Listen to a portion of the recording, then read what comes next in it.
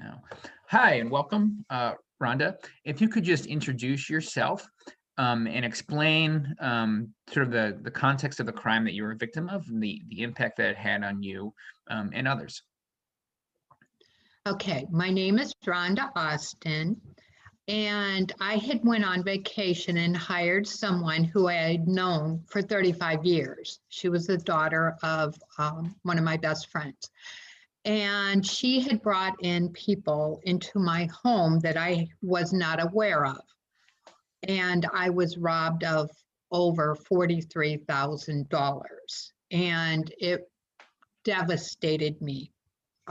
Every female item in my home was gone.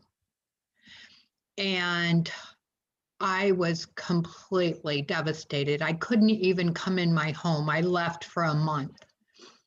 And so I went to court in September, a year and a half afterwards. And the judge had asked me to speak, and I did.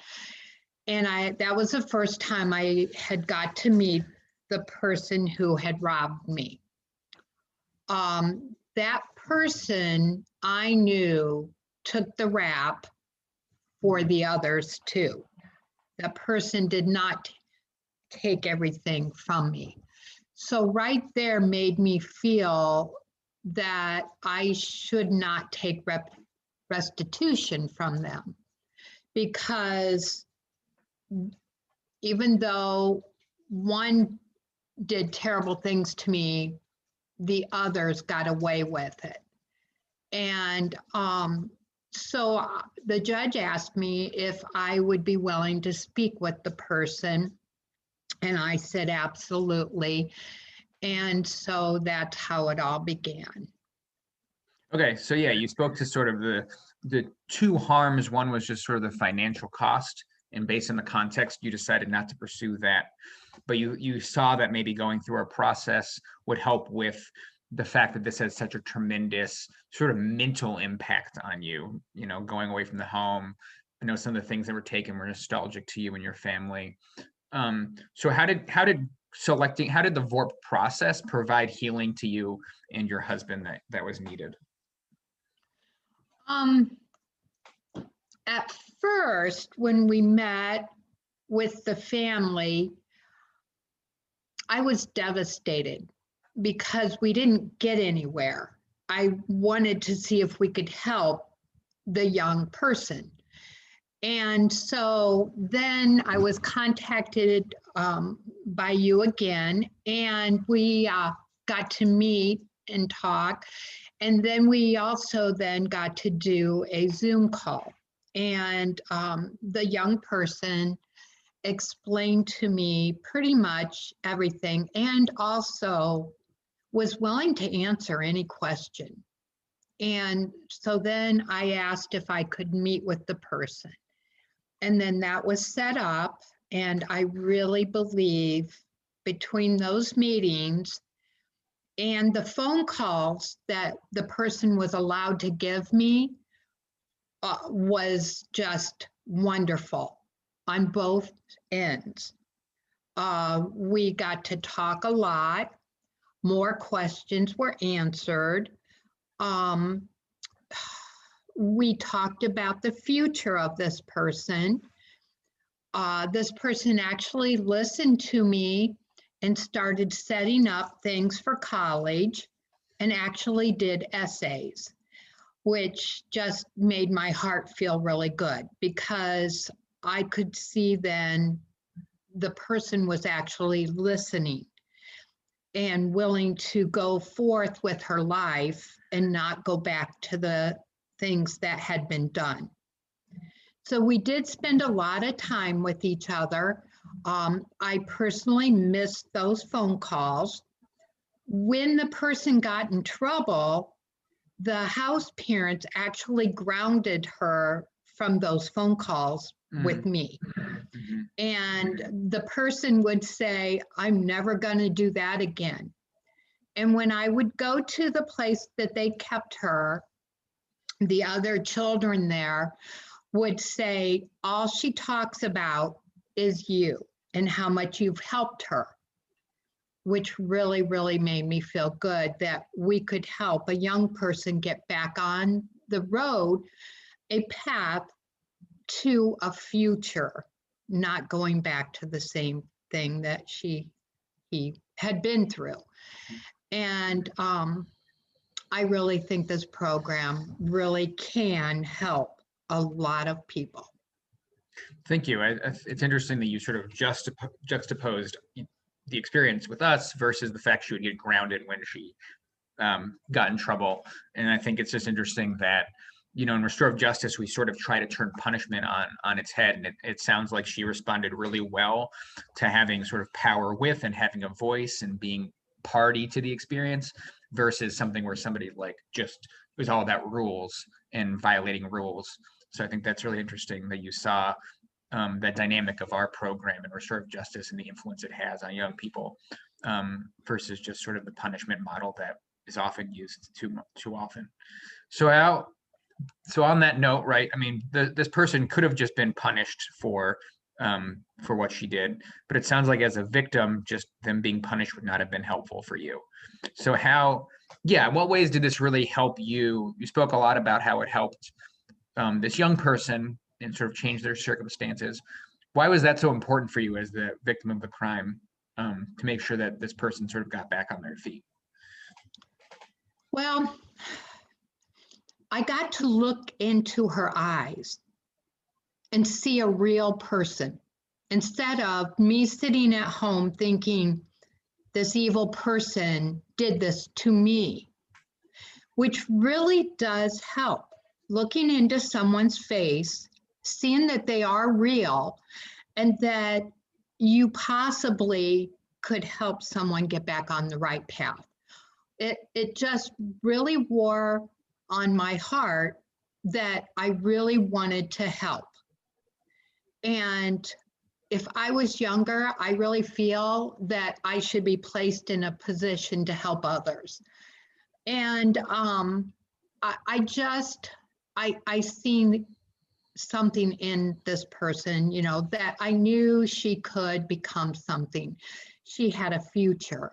And if I could possibly give her a little bit of advice and show her I cared, that other people actually can show love, even though the things that were done to me was devastating. I can never replace what was taken. And she knows that. And she actually made me a little cloth string bracelet that I wear every day, knowing that she cared enough to make something for me to replace what she did, really, I felt was a really big step.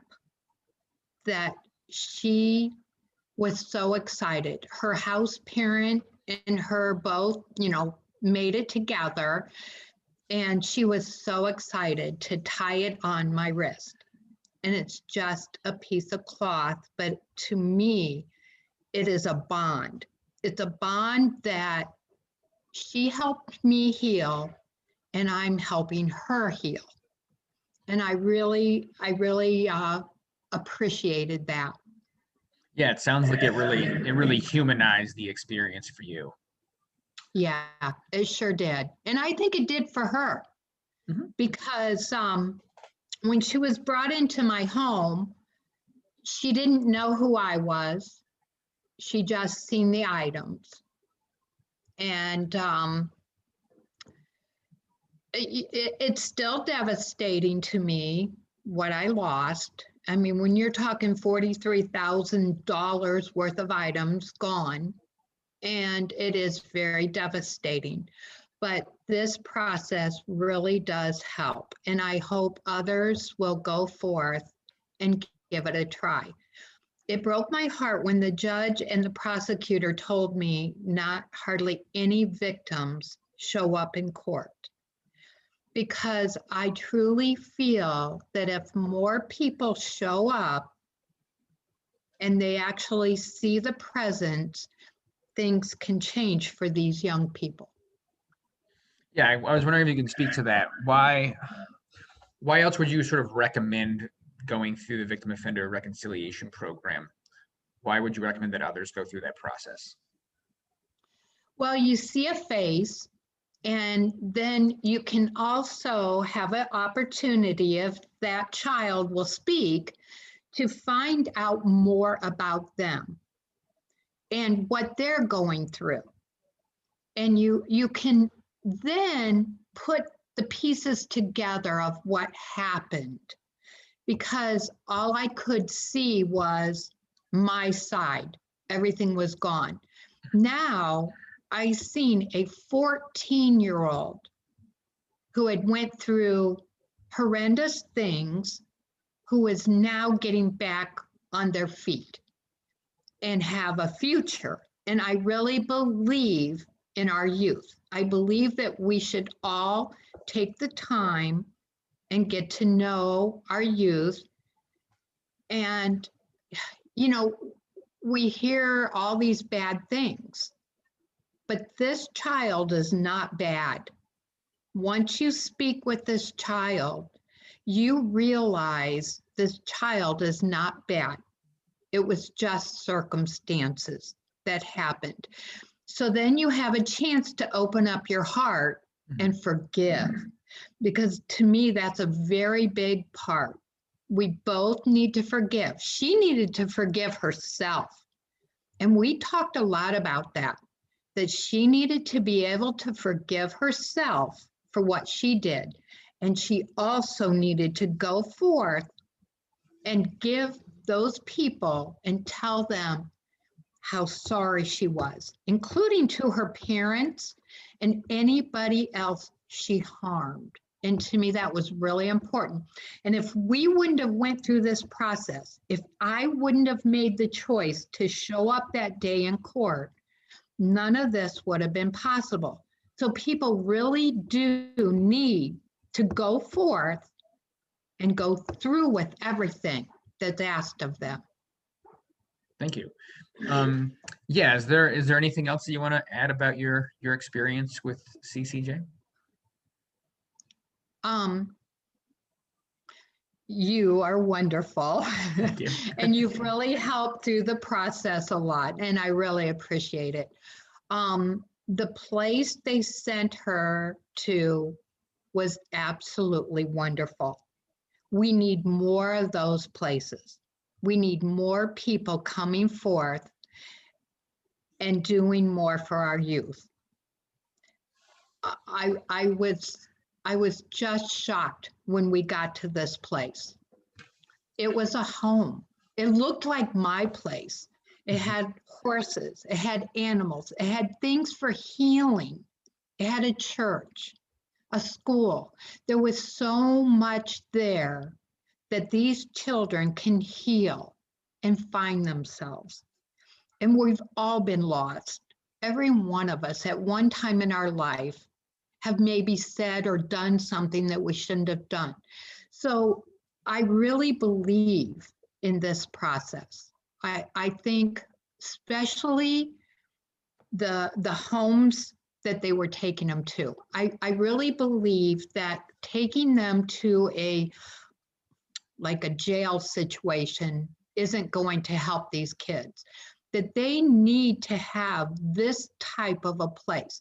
Strict rules, they had to keep things in order, but yet they had freedom to be a child. They were outside playing basketball. There was a fishing pond. They could go on walks. They could feed the chickens and the horses. This part to me was wonderful. And I really believe every child who is in trouble should be able to have that opportunity to have that type of an environment. Thank you. I mean, you know, in the work that I do, we only see people at their worst, right? If I'm getting a case, it's because something's happened where they're at their worst. So I appreciate you humanizing the process and pointing out that all of us at some point have been at our worst, but we're so much more than that. And that sometimes sort of the traditional system doesn't take care of the fact that we're so much more than that, but that restorative justice helps bring that out. So I appreciate you naming that and the importance of that in healing. So thank you. Okay. Yes.